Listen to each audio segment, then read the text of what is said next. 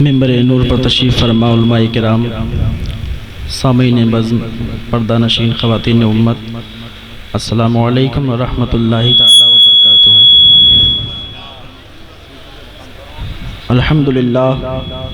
الحمدللہ رب العالمین والعاقبۃ للمتقین والصلاة والسلام علی رسولہ الکریم، اما بعد فاعوذ باللہ من الشیطان الرجیم، بسم اللہ الرحمن الرحیم۔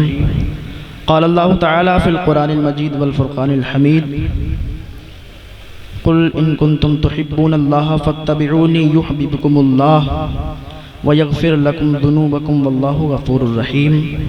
صدق اللہ العظیم۔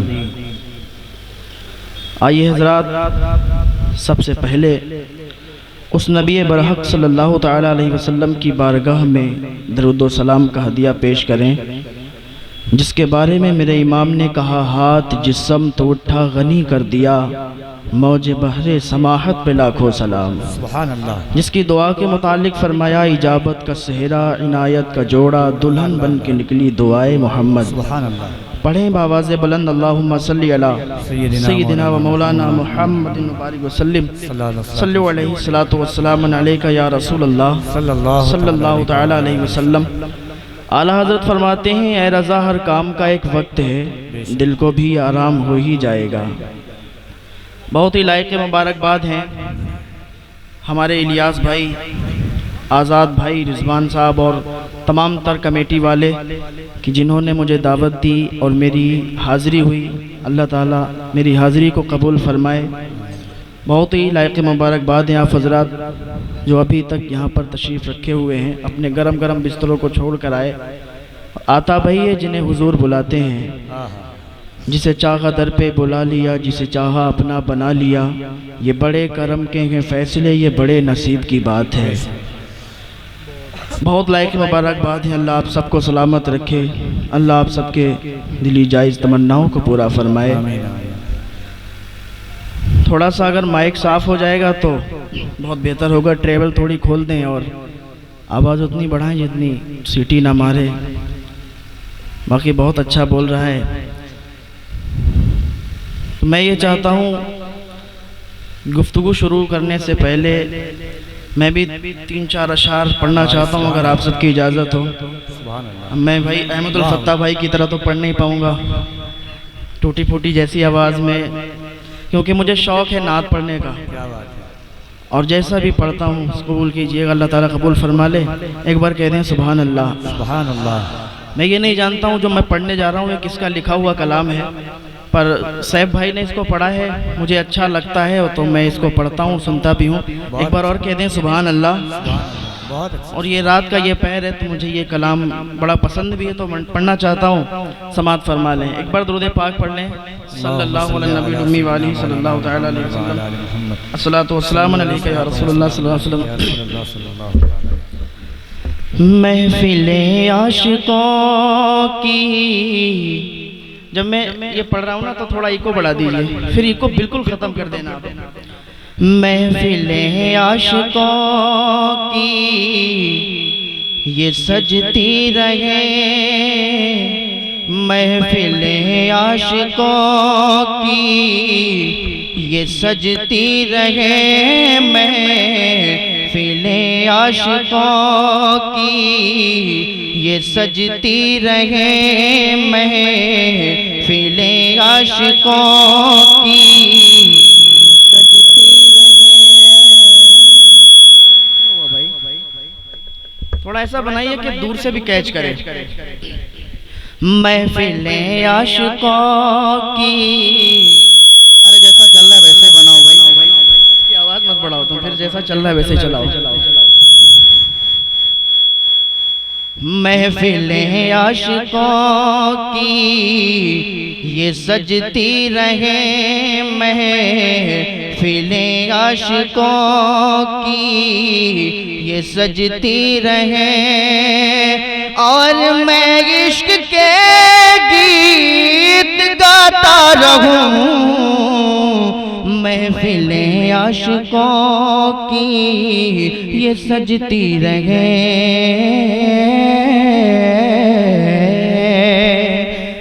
محفلیں عاشقوں کی یہ سجتی رہے اور میں عشق کے گیت گاتا رہوں محفلیں عاشقوں کی یہ سجتی رہے اور میں عشق کے گیت گاتا رہوں اور میں عشق کے گیت گاتا رہوں یا خدا مجھ کو بھی طرز حسن دے یا خدا مجھ کو بھی طرز حسن دے عشق میں بھی نعتیں سناتا رہوں یا خدا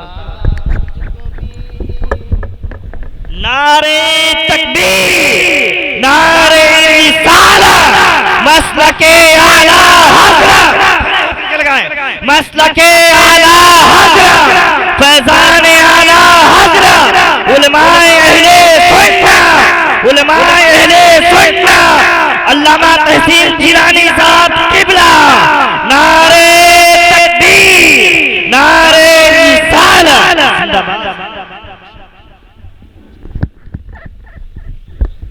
ایک دن آرزو پوچھ بیٹھے نبی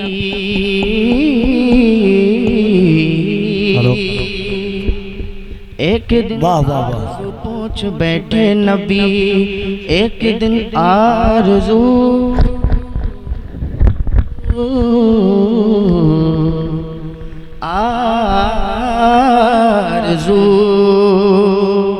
ایک دن آرزو پوچھ بیٹھے نبی ایک دن آرزو پوچھ بیٹھے نبی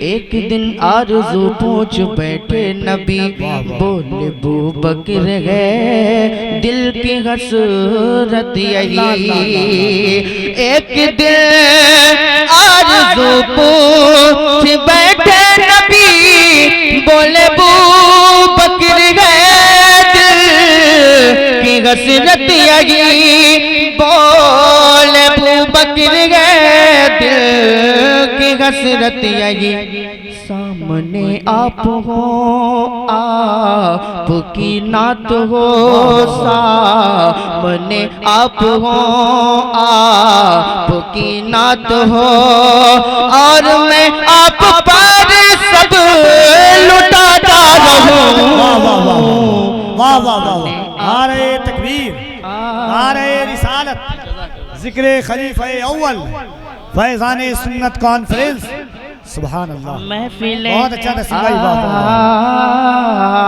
عاشقوں کی یہ سجتی رہے اور اگلا شعر سماعت فرما لیں گفتگویں چلیں گفتگویں چلیں گفتگویں چلیں ان کے دربار کی بات ہوتی رہے ان کے ہر یار کی گفتگویں چلیں ان کے دربار کی بات ہوتی رہے ان کے ہر یار کی گفتگویں چلیں گفتگویں چلیں ان کے دربار کی بات ہوتی رہے ان کے ہر یار کی بات ہوتی رہے ان کے ہر یار کی ان کے ہر یار کے ناز و انداز کو ان کے ہر یار کے ناز و انداز کو اپنے سینے کے اندر بٹھاتا رہوں محفلیں عاشقوں کی یہ سجتی رہے اور اگلا بہت پیارا شعر سماعت فرمائیں ایک بار سارے مل کے کہہ دیں سبحان اللہ او بات ہوتی رہے ان کے دربار کی ان کی باتوں کی باتیں کروں رات بھر ان کی باتوں کی باتیں کروں رات بھر ذکر ان کا سناؤں سنوں رات بھر ان کی باتوں کی باتیں کروں رات بھر ذکر ان کا سناؤں سنوں رات بھر ذکر ان کا سناؤں سنوں رات بھر رات بھر حسن پر ان کے ہوں تبصرے رات بھر حسن پر ان کے ہوں تبصرے رات بھر حسن پر ان کے ہوں تبصرے رات بھر ان پہ دل میں لٹاتا رہوں محفلیں عاشقوں کی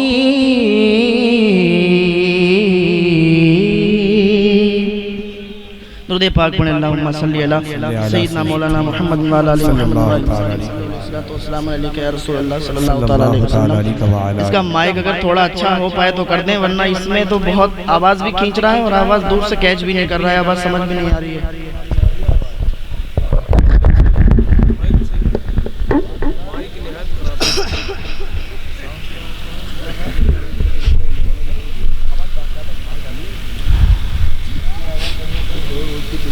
ایک مرتبہ درود پاک پڑھیں اللہم صلی علی سیدنا مولانا محمد وعلی آلہ محمد وسلم صلو علیہ الصلوۃ والسلام علیکہ یا رسول اللہ صلی اللہ تعالی علیہ وسلم.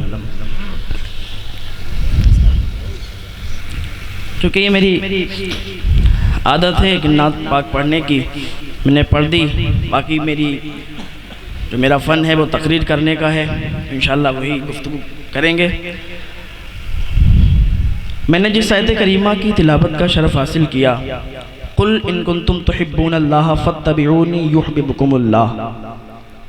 اللہ پاک فرماتا ہے اے محبوب تم فرما دو لوگوں سے کہ اگر تم اللہ کو چاہتے ہو اللہ کی محبت چاہتے ہو تو میری فرما برداری کرو اللہ تمہیں دوست رکھے گا تمہارے گناہوں کو بخش دے گا اور اللہ بخشنے والا مہربان ہے. اور اس آیت کریمہ کا شان نزول یہ ہے تھوڑی ایکو اور کم کر دیں. اس آیت کریمہ کا شان نزول یہ ہے کہ حضرت ابن عباس رضی اللہ تعالیٰ عنہما سے مروی ہے وہ فرماتے ہیں کہ حضور پاک صلی اللہ تعالیٰ علیہ وسلم ایک مرتبہ جا رہے تھے گروہ قریش کے پاس ٹھہرے اور آپ نے فرمایا کہ اے گروہ قریش وہ کیا کرتے تھے کہ جنہوں نے خانہ کعبہ میں بتوں کو نصب کیا تھا اور ان کو سجا کر ان کے سامنے سجدے کیا کرتے تھے تو حضور نے فرمایا اے گروہ قریش خدا کی قسم تم اپنے آبا حضرت ابراہیم اور حضرت اسماعیل کے دین کے خلاف ہو گئے ہو. تو اس بات پر انہوں نے کہا تھا کہ ہم ان کو سجدے اس لیے کرتے ہیں ان کو اس لیے پوجتے ہیں ان کو اس لیے سجا کے ان کے سامنے سجدے کرتے ہیں تاکہ اللہ ہم سے راضی ہو جائے ہم اللہ سے محبت کرتے ہیں. تب یہ آیت کریمہ نازل ہوئی کہ قل ان کنتم تحبون اللہ فاتبعونی یحببکم اللہ.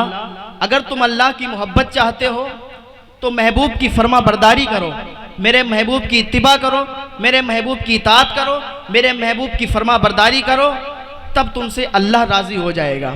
اگر محبوب کی اطاعت نہیں کرو گے محبوب کی اتباع نہیں کرو گے محبوب کی فرما برداری نہیں کرو گے میرے محبوب سے محبت نہیں کرو گے تو تمہارا یہ دعویٰ جھوٹا ہے کہ تم اللہ سے محبت کرتے ہو اور تم بتوں کو پوجتے ہو. تب یہ آیت کریمہ کا نزول ہوا تھا تب یہ آیت کریمہ نازل ہوئی تھی. اور اتباع کسے کہتے ہیں اتباع کہتے ہیں پیچھے پیچھے چلنے کو. قرآن کا حکم ہے کہ اگر تم اللہ کی محبت چاہتے ہو تو محبوب خدا کے پیچھے پیچھے چلے آؤ محبوب خدا کی پیروی کرتے ہوئے چلے آؤ محبوب خدا کے بتائے ہوئے راستے پر عمل کرتے ہوئے چلے آؤ. لیکن خبردار بڑا بھائی بن کر ان کے ساتھ میں مت چلنا باپ بن کر ان کے آگے مت چلنا ایک اچھا امتی بن کر ان کے پیچھے پیچھے چلے آؤ کیونکہ ریل کا وہ ڈبہ سفر کرتا ہے جو انجن کے ساتھ جڑا ہوا ہوتا ہے جس کی کڑی انجن کے ساتھ جڑی ہوتی ہے وہی انجن کے ساتھ چلتا ہے اور جس کی کڑی انجن کے ساتھ نہیں جڑتی ہے فرسٹ کلاس کا ہو، تھرڈ کلاس کا ہو، اس کا ٹکٹ کوئی نہیں لیتا، اس پر سفر کوئی نہیں کرتا، لیکن انجن کے ساتھ جس کی کڑی جڑی ہوئی ہوتی ہے اس پر سفر بھی سبھی کرتے ہیں، اس کا ٹکٹ بھی سبھی لیتے ہیں۔ تو پتہ چلا ڈبے کی کوئی قدر و قیمت نہیں ہے، انجن کی قدر و قیمت ہے۔ گویا کہ انجن زبان حال سے کہتا ہے ڈبہ کمزور ہی صحیح تو کیا ہے، میں تو کبھی ہوں، میں تو طاقتور ہوں۔ بلا شبہ قرآن کریم ہمیں رہنمائی دیتا ہے فَاتَّبِعُونِي يُحْبِبْكُمُ اللَّهُ، کہ اگر تم اللہ کی محبت چاہتے ہو تو محبوب کی فرما برداری کرو، محبوب کی اطاعت کرو، محبوب کے بتائے ہوئے راستے پر چلو، اللہ تعالیٰ تم سے راضی ہو جائے گا۔ بے شک حق ہے، اللہ تعالیٰ تم سے راضی ہو جائے گا۔ اطاعت تین طریقے کی ہوتی ہے، محبت، ایک ڈر کی اطاعت، ایک لالچ کی، ایک محبت کی۔ اس آیت کریمہ کو محبت کے ساتھ شروع کیا گیا، اور یہاں پر محبت کی اطاعت مقصود ہے، کیونکہ ڈر اور لالچ کی اطاعت تو منافقین بھی کیا کرتے تھے۔ اب محبت تین طریقے کی ہوتی ہے، ایک تو چھوٹے سے، دوسری برابری والے سے، اور تیسری ہوتی ہے اپنے سے بڑے سے، وہ بھی عظمت کے ساتھ۔ اتبعو سے یہ معلوم ہوا کہ محبت عظمت کے ساتھ ہونی چاہیے۔ محبت اس طریقے سے نہ کریں کہ بڑا بھائی سمجھ کر کریں، بلکہ محبت جو ان کے شایان شان ہو، نبوت اور رسالت کی بنا پر جو محبت کی جائے۔ اور محبت کا معیار حضور نے فرمایا ہے، ایک حدیث پاک ہے، لا یؤمن احدکم حتی اکون احب الیہ من والدہ وولدہ والناس اجمعین، کہ تم میں سے کوئی تب تک مومن نہیں ہو سکتا جب تک اپنے ماں باپ بھائی بہن اولاد سب سے زیادہ مجھ سے محبت نہ کرے۔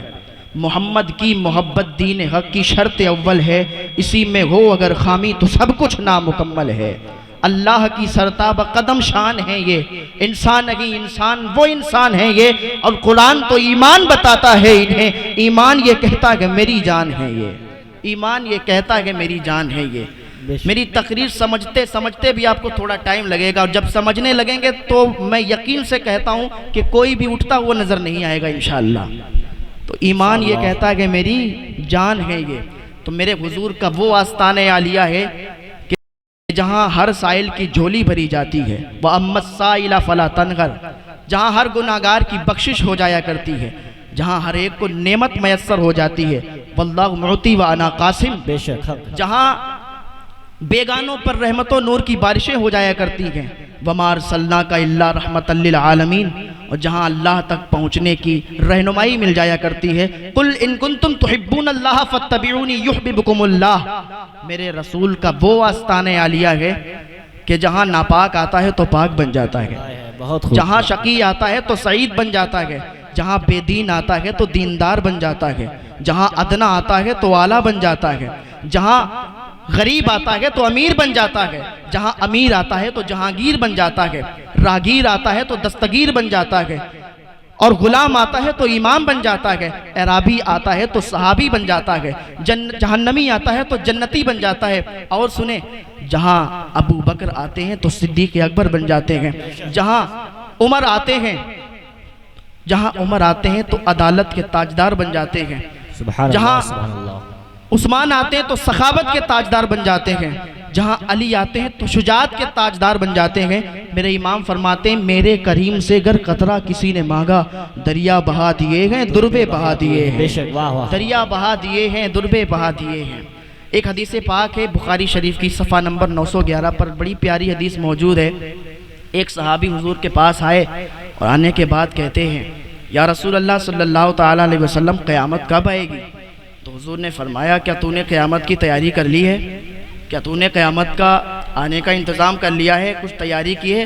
اس نے کیا کہا یا رسول اللہ صلی اللہ تعالیٰ علیہ وسلم ہم نے نمازوں کو، روزوں کو، سجدوں کو بہت زیادہ توشہ نہیں بنایا ہے، میرے پاس یہ بہت زیادہ نہیں ہے، پر یا رسول اللہ اللہ سے اور اس کے رسول سے یعنی آپ سے محبت ہے۔ حضور فرماتے ہیں اگر تم مجھ سے محبت کرتا ہے تو پھر میدان محشر میں میرے ساتھ رہے گا، تو جنت میں میرے ساتھ رہے گا۔ پتہ چلا اگر حضور سے محبت کرو گے تو جنت میں حضور کے ساتھ رہو گے، اگر دنیا دار سے محبت کرو گے تو دنیا دار کے ساتھ رہو گے، لیکن اگر مدینے کے تاجدار سے محبت کرو گے تو مدینے کے تاجدار کے ساتھ رہو گے۔ اور محبت کیسی ہونا چاہیے؟ حضرت زید ایک صحابی ہیں، جب یہ چھوٹے تھے تو ان کا بچپن کا زمانہ تھا، نانی کے گھر جا رہے تھے، راستے میں بنو قیس نے ان کو لوٹ لیا اور جا کے حضرت خدیجۃ الکبریٰ کے بھتیجے کو بیچ دیا۔ اور جب حضور علیہ الصلوۃ والتسلیم کا نکاح حضرت خدیجہ سے ہوا تو ان کو حضور پاک صلی اللہ تعالیٰ علیہ وسلم کی بارگاہ میں پیش کر دیا گیا۔ اب ادھر ان کے جو ماں باپ تھے ان کو ڈھونڈتے تھے، پھرتے تھے، روتے تھے، گلیوں میں ٹہلا کرتے تھے کہ میرا بیٹا گم ہو گیا، میرا بیٹا کہاں چلا گیا، اس طریقے سے انہیں ڈھونڈا کیا کرتے تھے۔ تو ایک دن ان کے محلے کے لوگ حج کرنے کے لیے گئے تو وہاں دیکھا کہ زید ٹہل رہے ہیں، تو زید سے ملاقات کی اور کہا زید تم یہاں ٹہل رہے ہو، تمہارے ماں باپ تو رو رو کے برا حال کر دیا، کیونکہ جس کا بچہ ہوتا ہے نا، جس کی اولاد ہوتی ہے، اسے اپنی اولاد سے بہت پیار ہوا کرتا ہے، چاہے اس کی اولاد کیسی بھی ہو، غلط ہو صحیح ہو، لیکن اسے اپنی اولاد سے بہت پیار ہوا کرتا ہے۔ حضور پاک صلی اللہ تعالیٰ علیہ وسلم کے پاس ایک صحابی آتے ہیں اور عرض کرتے ہیں یا رسول اللہ میرا بیٹا 3 دن سے گم ہے، 3 دن ہو گئے میرا بیٹا نہیں ملا۔ حضور فرماتے تیرا بیٹا فلاں جگہ کھیل رہا ہے، وہ دوڑ لگا دیتے ہیں تو حضور فرماتے ہیں اس کو روکو، اس کو بلایا، کہاں جا رہے ہو؟ کہا یا رسول اللہ 3 دن سے اپنے بیٹے کو نہیں دیکھا، اپنے بیٹے کے پاس جا رہے ہیں۔ حضور فرماتے ہیں تو اپنے بیٹے کے پاس جا رہا ہے، وہاں اور بھی بچے کھیلتے ہوں گے، کسی کے سامنے جب تو وہاں جائے گا تو اس کو بیٹا کہہ کے مت بلانا۔ کہا یا رسول اللہ بیٹا کہہ کے نہ بلاؤں، یہ کیا بات ہوئی، میرا بیٹا ہے 3 دن سے مجھ سے جدا ہے، اس کے غم میں ہم لوگ تڑپ رہے ہیں اور ہم اس کو دیکھیں گے تو بیٹا ہے تو بیٹا کہہ کے بلائیں گے۔ حضور نے فرمایا کہ تجھے منع اس لیے کرتا ہوں کہ وہاں پر اور بھی بچے کھیلتے ہوں گے، کسی کی ماں نہیں ہوگی، کسی کے باپ نہیں ہوں گے، جب تو بیٹے کو بیٹا کہہ کے بلائے گا نا تو انہیں اپنی ماں کی یاد آ جائے گی، انہیں اپنے باپ کی یاد آ جائے گی کہ کاش آج ہمارے بھی ماں باپ ہوتے تو ہمیں بھی بیٹا کہہ کے بلایا کرتے، تو ان کے دل غمگین ہو جائیں گے۔ تو حضور کتنی شفقت کرتے، کتنے رحیم ہیں، کتنے رحم دل ہیں، کہتے ہیں بیٹا کہہ کے مت بلانا۔ تو جس کا بچہ ہوتا ہے اسے بہت پیار ہوا کرتا ہے۔ حضرت زید کے جب والد کو پتا چلا کہ میرا بیٹا وہاں ہے تو حضرت زید اور ان کے بھائی یعنی ان کے چچا فدیے کی رقم لے کے حضرت زید کے پاس گئے اور حضرت زید کے پاس گئے، حضور پاک صلی اللہ تعالیٰ علیہ وسلم کی بارگاہ میں عرض کیا یا رسول اللہ صلی اللہ تعالیٰ علیہ وسلم آپ تو قیدیوں کو رہا کرتے ہیں، آپ بھوکوں کو کھانا کھلایا کرتے ہیں، آپ کی بارگاہ میں میرا بیٹا ہے جو کہ آپ کی قید میں ہے۔ حضور فرماتے ہیں کس کی بات کرتے ہو؟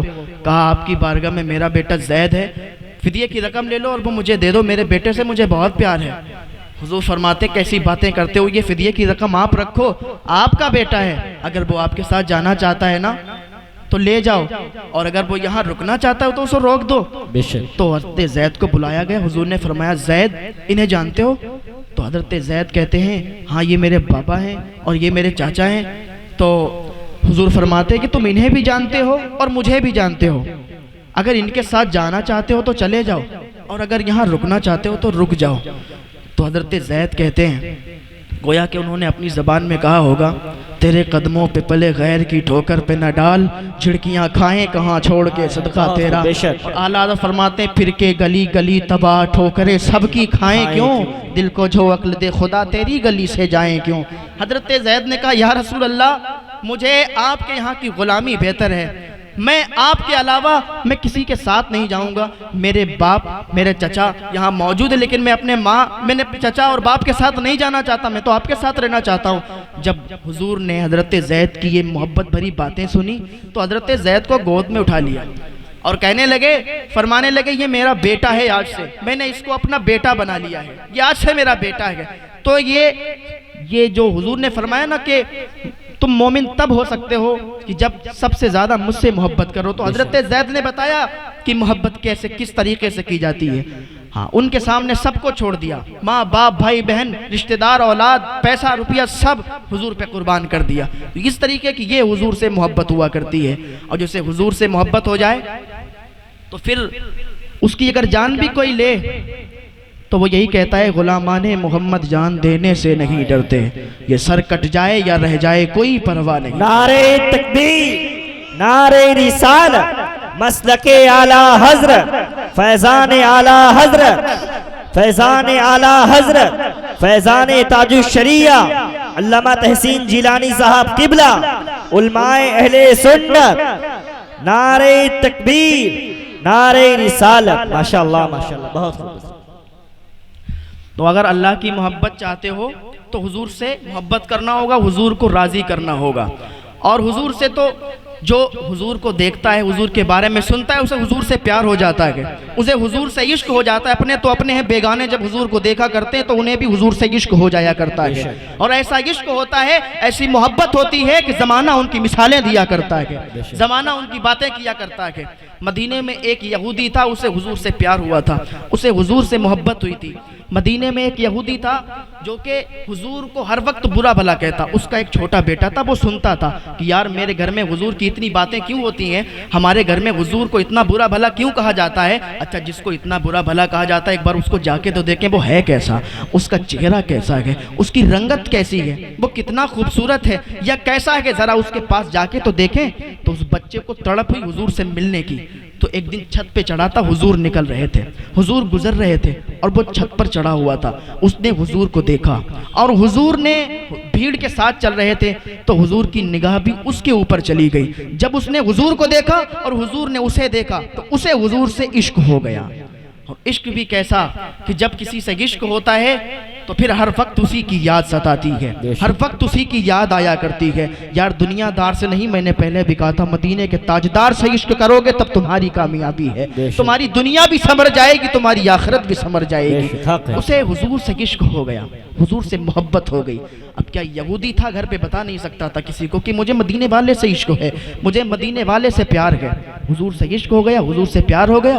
اب کیا ہے کہ ہر دن چھت پر چڑھتا یا کبھی دیوار کے پیچھے سے حضور کو دیکھا کرتا تو حضور جایا کرتے تھے۔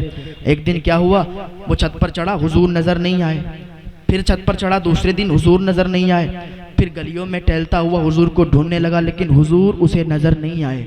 اسے عشق اتنا ہو گیا۔ اور جب کسی کو عشق ہوتا ہے، ایک عاشق سے کسی نے کہہ دیا تھا میاں تم ڈھونگ کرتے ہو، دنیا کو دکھاتے ہو کہ عشق وشق کچھ نہیں ہوتا، یہ سب ڈھونگ ہے۔ تو اس نے کہا تھا یار تجھے عشق ہو خدا کرے، تجھے عشق ہو خدا کرے، پھر تجھے اس سے کوئی جدا کرے، تو گلی گلی پھرا کرے، اسے تسبیحوں پہ پڑھا کرے، تو اسی کا نام جپا کرے، پھر میں تجھ سے کہوں عشق ایک ڈھونگ ہے، تو نہیں نہیں کہا کرے، تو نہیں نہیں کہا کرے۔ تو اسے مدینے والے آقا سے جب پیار ہوا، عشق ہوا، مدینے کی گلیوں میں حضور کو تلاش کر رہا گئے لیکن حضور نظر نہیں آ رہے۔ اب بیمار ہو گیا، بہت زیادہ بیمار ہو گیا، حضور کو تلاش کرتا، حضور نہیں ملتے۔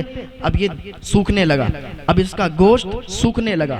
ایک دن ایسا آیا کہ یہ بستر پر پڑ گیا، بستر علالت پر پہنچ گیا، اور طبیبوں نے، ڈاکٹروں نے اس کا علاج کیا لیکن کسی نے اس کا علاج نہیں کر پایا، کیونکہ جو بیماری تھی وہ اس کے جسم کو نہیں بلکہ وہ اس کی روح کو لگی تھی، اور بیماری جب روح کو لگے تو پھر ڈاکٹر کیسے علاج کرے۔ ایک دن ایسا آیا کہ ڈاکٹروں نے اس کو منع کر دیا، طبیبوں نے منع کر دیا کہ بھائی میں اس کا علاج نہیں کر پاؤں گا۔ ڈاکٹروں نے کہا ہم اس کا علاج نہیں کر پائیں گے، اب یہ تو مرنے والا ہے، اب یہ اس کا آخری ٹائم آ گیا ہے، اب یہ دنیا سے چلا جائے گا۔ اس کے باپ نے جب سنا کہ یہ تو مرنے والا ہے، دنیا سے چلا جائے گا، تو اس کے پاس آ کے کہنے لگے بیٹا تو مجھے بتا تیری کوئی آخری تمنا ہے؟ وہ تو سوچ رہا تھا کہ کیسے میں اپنے ابا کو بتاؤں کہ مجھے مدینے والے سے پیار ہو گیا ہے، مجھے مدینے والے سے عشق ہو گیا ہے۔ اس کا باپ آتا ہے اور کہتا ہے بیٹا مجھے یہ بتا کہ تیری اتنی طبیعت خراب ہو گئی، ڈاکٹر نے جواب دے دیا کیا تیری کوئی تمنا ہے؟ اگر کوئی تیری آرزو ہو، کوئی تمنا ہو تو میں پوری کرنے کے لیے تیار ہوں۔ تو اس نے کہا ابا تمنا تو ہے، کیا آپ پوری کر دیں گے؟ تو اس کے باپ نے کہا بیٹا بتا تو صحیح، تیری آخری ٹائم چل رہا ہے، تو اگر ایک نہیں 1,00,000 تمنائیں بتائے گا نا، میں 1,00,000 تمنائیں تیری پوری کرنے کے لیے تیار ہوں۔ تو اس نے کہا تھا ابا بس تمنا ایک ہے، آرزو اتنی سی ہے کہ مجھے مدینے والے سے عشق ہو گیا ہے، مجھے مدینے والے سے پیار ہو گیا ہے، مجھے مدینے والے سے پیار ہو گیا ہے، مجھے محبت ہو گئی ہے۔ ابا میری تمنا اتنی ہے کہ ایک بار میں ان کا چہرہ دیکھنا چاہتا ہوں، ایک بار میں ان کا دیدار کرنا چاہتا ہوں، ایک بار میں انہیں دیکھنا چاہتا ہوں۔ اس کے باپ نے سنا، کہا یہ تو کیسی تمنا کر رہا ہے، محلے والے دیکھیں گے کیا باتیں کریں گے، ہمارا دین کیا ہے، ان کا دین کیا ہے، ہم یہودی ہیں وہ مسلمان ہیں، اور تیری ایسی تمنا کہ میں پوری نہ کر سکوں۔ اس نے کہا ابا میرا آخری ٹائم ہے، اگر یہ میری تمنا پوری کر دیں گے تو میری روح آسانی سے نکل جائے گی، میں ان سے بہت پیار کرتا ہوں، میں ان سے بہت محبت کرتا ہوں۔ جب اتنا سنا تو کہا ٹھیک ہے۔ انہوں نے ایک خط لکھا، حضور اکرم صلی اللہ تعالیٰ علیہ وسلم کی بارگاہ میں وہ خط پہنچا، حضور نے پڑھا کہ مدینے میں ایک عاشق ہے جو کہ مجھ سے بہت محبت کرتا ہے، پورا خط تھا۔ حضور نے جب دیکھا تو تو حضور نے اپنے صحابہ سے کہا کہ چلو مدینے میں ایک بچہ ہے وہ مجھ سے پیار کرتا ہے، مجھ سے عشق کرتا ہے، چلو اس کو دیکھنے کے چلتے ہیں، اس کی عیادت کو چلتے ہیں۔ حضور اپنے صحابہ کے ساتھ اس کے گھر پہنچ گئے، اور جیسے اس کے گھر پہنچے نا، ابھی کیا تھا، اس کی روح نکل رہی تھی، اس کی روح نکل رہی تھی۔ حضور اس کے دروازے پر پہنچے، جب حضور اس کے دروازے پر پہنچے اس کی روح واپس آئی، اس نے حضور کو دیکھا، حضور نے اسے دیکھا، گویا کہ حضور کی آنکھوں میں بھی آنسو آ گئے، اس لڑکے کی آنکھوں میں بھی آنسو آ گئے، آنسو آنسو باتیں کر رہے تھے، میری داستان حسرت بس سنا سنا کے روئے، میرے آزمانے والے مجھے آزما کے روئے، کوئی ایسا اہل دل ہو جو فضان محبت میں اسے سنا کے رو تو مجھے سنا کے رو۔ نعرہ تکبیر، نعرہ رسالت، مسلک اعلی حضرت، فیضان اعلی حضرت، فیضان سنت کانفرنس، فیضان سنت کانفرنس، علامہ تحسین جیلانی صاحب قبلہ، علماء اہل سنت، نعرہ تکبیر، نعرہ رسالت، ماشاءاللہ ماشاءاللہ، بہت خوب۔ میں اسے سنا کے رو وہ مجھے سنا کے روئے۔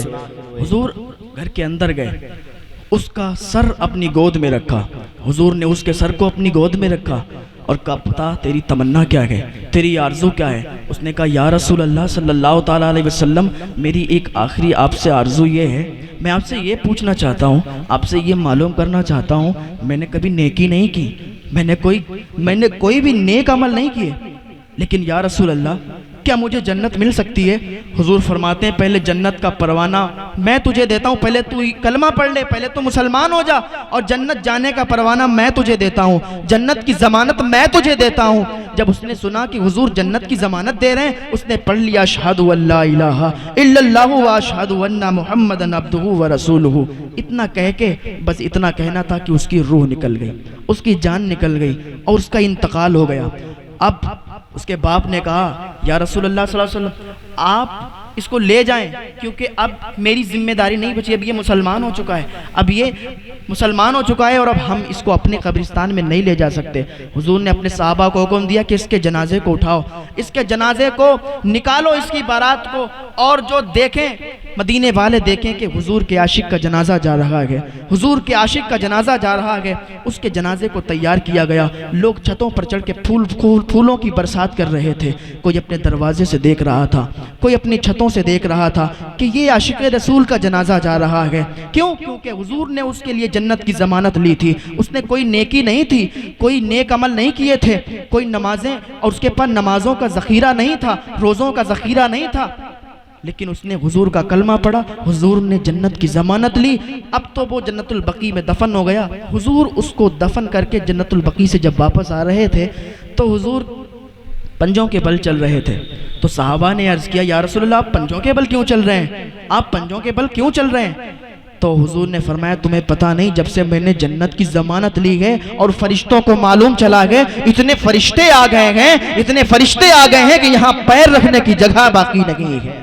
یہ حضور کے امتی کی بات ہوا کرتی ہے، یہ حضور کے عاشق کی بات ہوا کرتی ہے، حضور سے محبت کرنے والوں کی بات ہوا کرتی ہے۔ آج ذرا ہم اپنے گریبان میں جھانک کر دیکھیں کہ ہم کتنا گناہ کرتے ہیں، ہم کتنے نیک عمل کرتے ہیں، کتنی زیادہ ہمارے اندر برائیاں ہیں، زنا ہمارے اندر ہے، چوری ہمارے اندر ہے، شراب نوشی ہمارے اندر ہے۔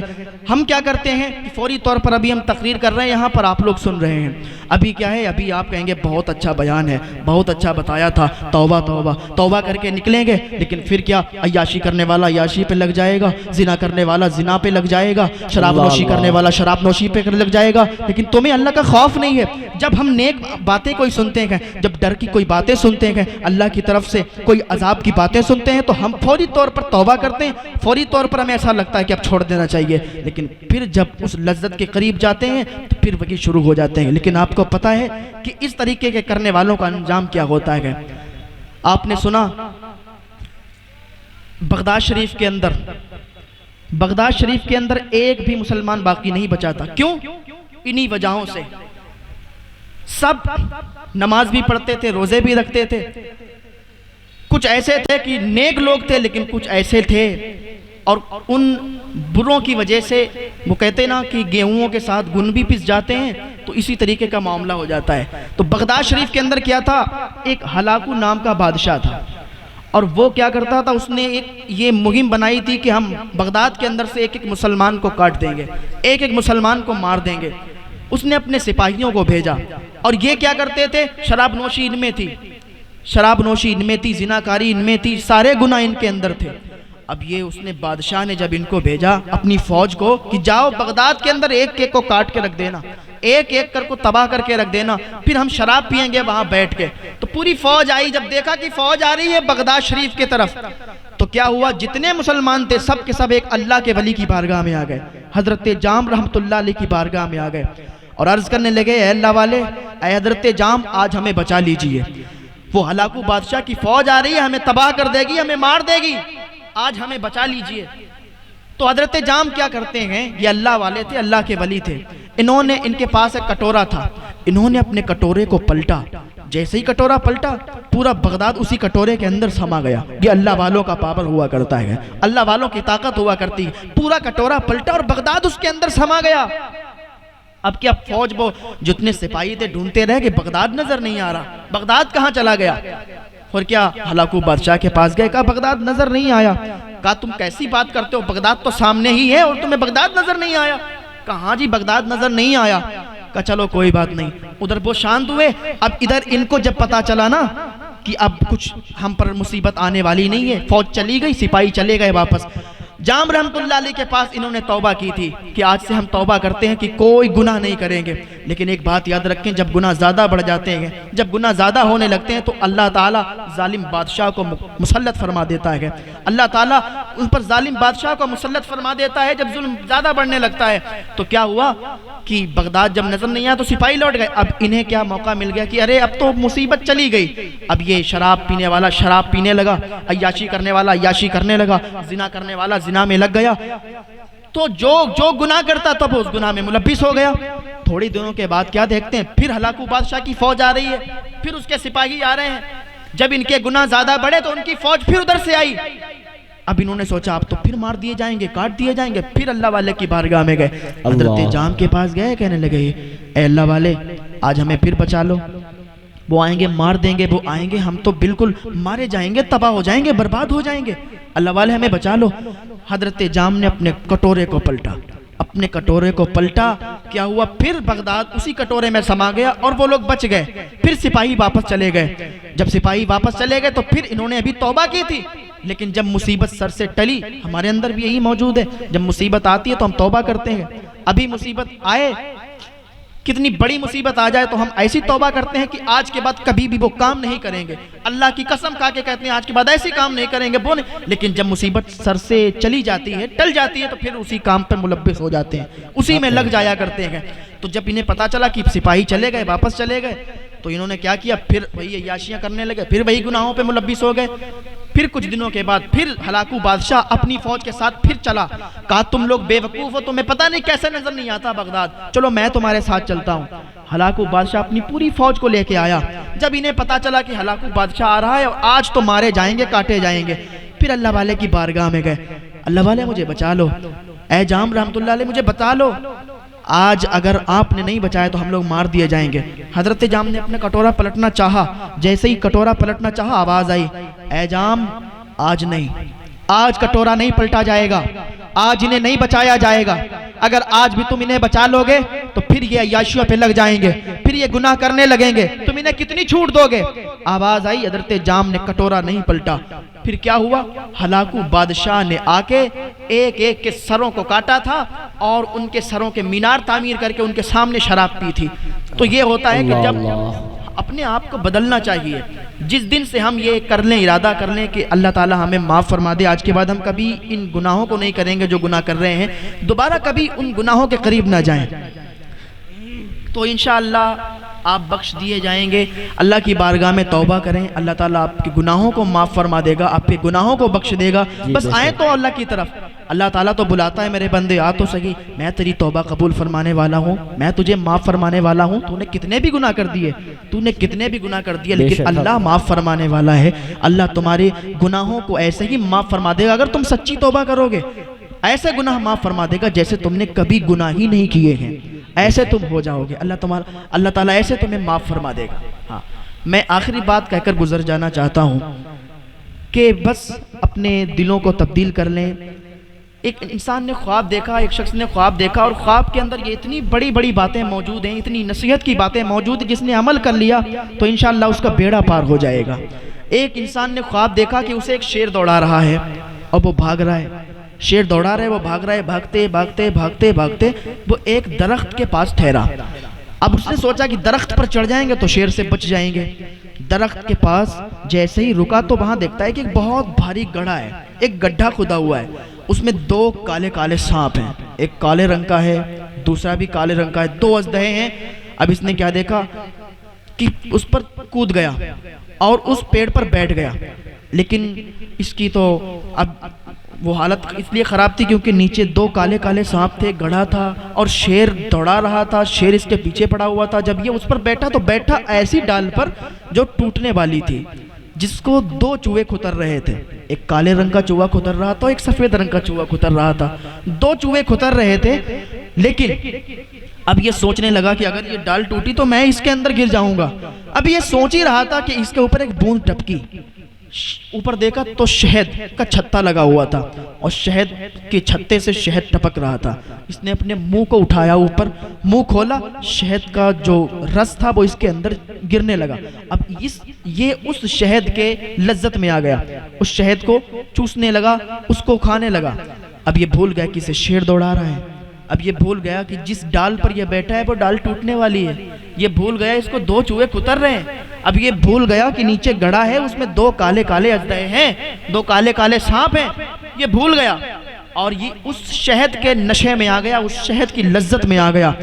ایک ٹائم ایسا آیا کہ ڈال ٹوٹی اور یہ گڑھے میں گر گیا، اور دو کالے جو سانپ بیٹھے تھے انہوں نے اس کو ڈس لیا، جیسے ڈسا ویسے ہی اس کی آنکھ کھل گئی، اچانک سے بیٹھ گیا، اٹھ کے ڈر گیا۔ اچانک سے اٹھا تو کیا دیکھتا ہے کہ بہت ڈرا، رونگٹے کھڑے تھے، فوراً بھاگتا ہوا گیا اللہ کے ولی کے پاس۔ ایک اللہ والے تھے، وہ دلوں کے حال کو جانتے تھے، ان کے پاس گیا، جاننے کے بعد کہا اے اللہ والے میں نے یہ خواب دیکھا ہے، مجھے اس کی تعبیر بتائیں، اس کی تعبیر کیا ہے؟ ان اللہ والے نے کہا کیا خواب دیکھا ہے؟ اس نے سارا کچھ بتایا، شیر دوڑا رہا ہے، ایسا ایسا ایسا ایسا ایسا۔ تو انہوں نے کہا ٹھیک ہے، کہا یہ جو تو نے خواب دیکھا ہے نا، جو تجھے شیر دوڑا رہا تھا وہ کوئی شیر نہیں تھا۔ کہا کیا تھا؟ کہا وہ تیری موت تھی، جو تجھے شیر کی شکل میں تجھے دوڑا رہا تھا وہ تیری موت تھی، وہ کوئی شیر نہیں تھا۔ کہا اچھا، کہا وہ گڑھا کیا تھا؟ کہا جو گڑھا تھا وہ تیری قبر تھی۔ کہا قبر تھی؟ کہاں وہ تیری قبر تھی؟ کہا وہ کالے کالے سانپ کیا تھے؟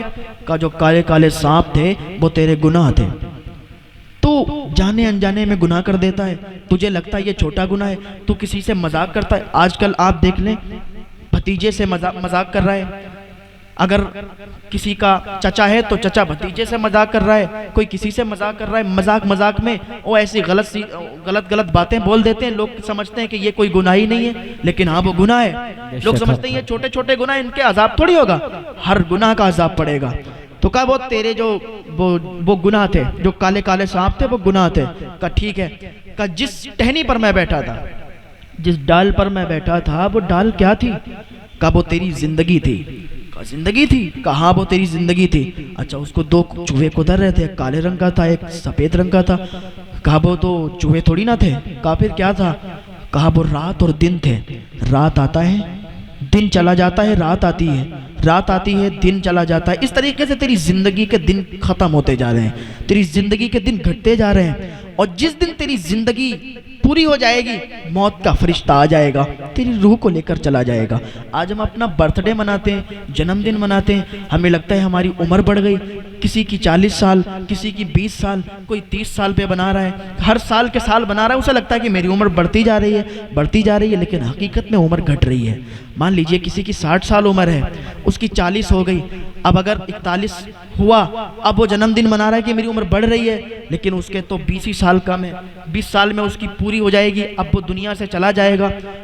تو یہ اپنی زندگی میں ابھی آپ کے پاس وقت ہے، ٹائم ہے، آپ توبہ کر لیں، اللہ کی بارگاہ میں تائب ہو جائیں، اللہ تعالیٰ معاف فرما دے گا۔ لیکن وہ ایک شخص قبرستان میں کھڑا تھا، وہ کہہ رہا تھا کہ آج جو مردے ہیں نا، جو قبر میں چلے گئے ہیں، ان کے پاس ٹائم نہیں ہے، یہ توبہ کر نہیں سکتے، یہ اپنے گناہوں کی بخشش نہیں کر سکتے، اس لیے کہ وہ مر چکے ہیں، چلے جا چکے ہیں یہاں سے، لیکن ابھی ہمارے پاس ٹائم ہے، ہمارے پاس ٹائم ہے، اللہ کی بارگاہ میں اللہ تعالیٰ میں معاف فرما دے گا۔